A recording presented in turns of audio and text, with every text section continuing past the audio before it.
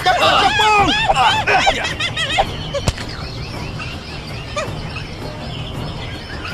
Tangkap kera itu! Sebelah sana. Ayo, Jaga, jaga, jaga. Wah.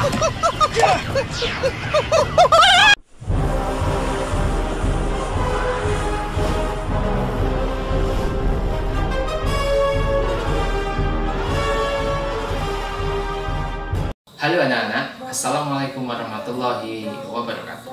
Jumpa lagi dengan Bapak dalam pembelajaran daring bahasa Indonesia. Hari ini kita akan membahas mengenai sebuah prosa. Prosa ini tidak diajarkan di bangku sekolah dasar maupun sekolah menengah pertama. Oleh karena itu, perhatikan baik-baik agar apa yang Pak Ahmad sampaikan dapat kalian cerna dengan baik.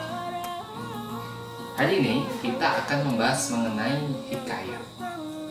Apa itu hikayat? Hikayat adalah sebuah karya sastra berbentuk prosa yang menceritakan tentang kemustahilan seorang tokoh, keanehan maupun keajaiban.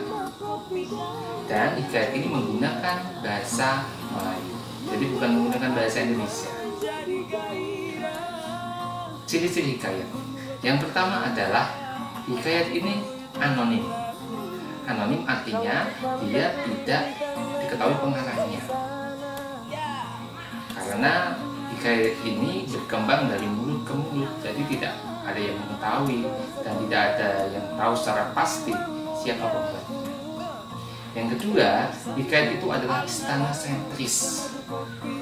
Istana sentris artinya kisah dari hikayat itu berpusat pada istana, entah itu raja, pengawal, guru balang, dan yang lain-lain.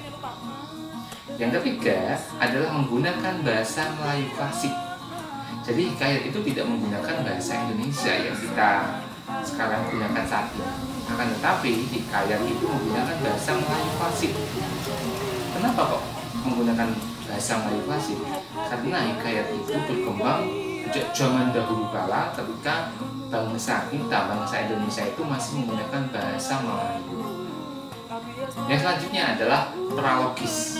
Pralogis itu berisi kemustahilan. Kenapa kok mustahil? Karena hikayat itu berisi tentang sesuatu yang sangat tidak mungkin jika diaplikasikan ke dalam keadaan saat ini. Kemustahilan itu contohnya adalah ada seorang bayi yang keluar dari batu, atau ada seekor kera yang bisa berbicara dengan manusia. Itu kan mustahil. Selanjutnya adalah kesaktian tokoh. Jadi setiap hikayat itu condong atau dominan ada kesaktian tokoh tertentu. Misalkan seorang tokoh bisa mengangkat sebuah rumah, seorang tokoh bisa membuat candi dalam waktu 1 malam, atau seorang tokoh bisa meloncati sebuah gunung dalam sekali loncatan, atau tokoh yang bisa terbang. Jadi hikayat itu menceritakan tentang kesaktian tokoh tertentu. Dan yang terakhir adalah hikayat itu menggunakan bahasa-bahasa arkais. Bahasa arkais itu artinya bahasa yang sangat jarang digunakan saat ini. Contohnya adalah hatta, titah, dan lain-lain. Kemudian struktur dari hikayat. Jadi dalam sebuah teks hikayat itu ada bagian-bagian yang menyusun sebuah hikayat itu agar bisa menjadi hikayat yang sempurna. Yang pertama adalah abstraksi. Apa itu abstraksi? Abstraksi adalah inti dari cerita hikayat tersebut. Biasanya abstraksi diletakkan pada bagian awal hikayat. Yang kedua adalah orientasi. Orientasi itu berisi tentang pengenalan tokoh. Siapa namanya, keluarganya siapa, anaknya berapa, nama kerajaannya apa, dan lain-lain. Yang ketiga adalah komplikasi. Komplikasi itu adalah pemunculan masalah. Jadi sebuah hikayat akan menarik jika ada masalah-masalah yang terjadi di dalam cerita tersebut. Yang keempat adalah klimaks.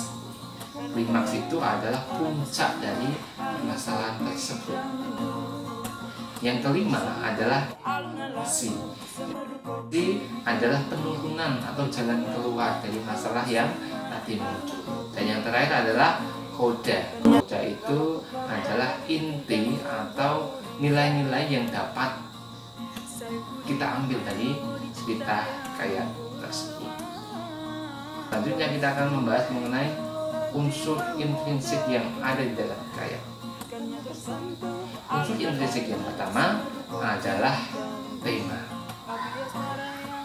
Tema adalah inti dari cerita hikayat tersebut. Temanya tentang percintaan, tentang kesaktian tokoh, tentang kerajaan, dan lain-lain. Yang kedua adalah tokoh. Tokoh itu siapa yang memerankan atau siapa yang ada di dalam cerita tersebut. Penokohan. Tokoh dan penokohan ini biasanya satu kesatuan. Tokoh itu adalah orangnya, nama pelakunya. Penokohan adalah sifat atau watak atau karakter tokoh tersebut. Misalkan Joko Tingkir, misalkan ada tokoh namanya Joko Tingkir. Dia karakternya adalah orang yang sakti, dia bijaksana, dan dia sangat gemati kepada orang-orang yang ada di sekitarnya. Yang ketiga adalah latar. Latar dibagi menjadi tiga: latar tempat, latar suasana, dan latar waktu. Kemudian plot atau alur.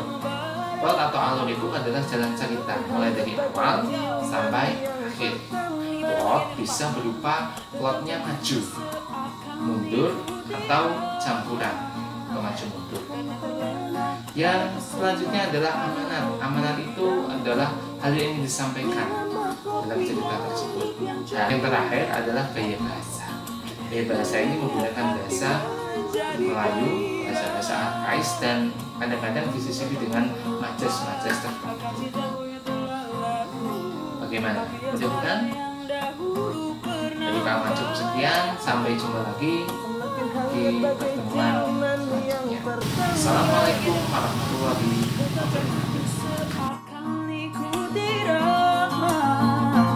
wabarakatuh.